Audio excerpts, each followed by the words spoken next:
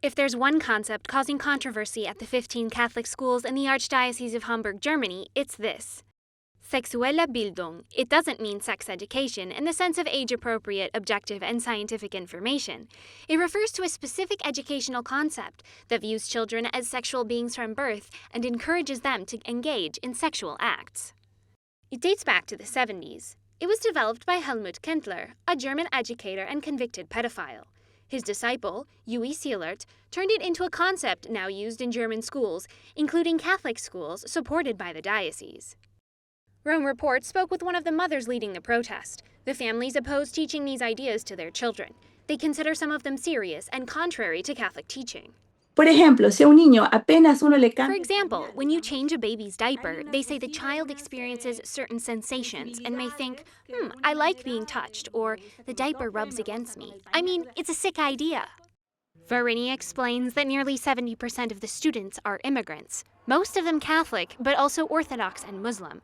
She says Muslim families prefer a Catholic school rather than having their children taught gender ideology. Nos unimos los diferentes padres, We came together as parents from different schools and formed this initiative, Elternnetzwerk, a network of parents working to protect our children. They collected signatures and spent nearly a year sending letters to the relevant authorities, the director of the Catholic schools, the Archdiocese, and even the Bishops' Conference. Cuando el director nos dijo en febrero que no iba... When the director told us in February that there would be no change, that everything would stay the same, we said, okay, we're wasting our time here. They've made us waste our time. Nothing is changing. Now we have to take this to the Holy See. They had one option left, the nuncio in Germany, whom they met with last March.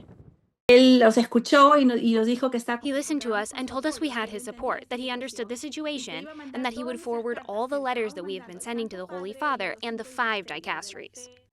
The letter reached the Secretariat of State, Dicastery for Laity, Family and Life, the Dicastery for Culture and Education, the Dicastery for Bishops, and the Dicastery for the Doctrine of Faith.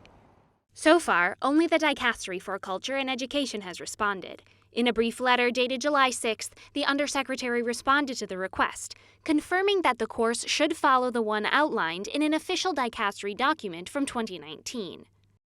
The parents studied both documents, comparing them side by side, and created 2 more. They called their analysis Hamburg against Rome, highlighting some of the differences on issues such as sexual identity and marriage. The families did this to protect themselves. One document they created provides teachers with organizations they can turn to for guidance on what they can do. The other document requires schools to notify the parents in advance about the materials that will be taught. Once they receive them, they can decide how to respond. Por eso, lo único que That's why, basically, the only thing the law allows us to do is require them to give us the materials before the class.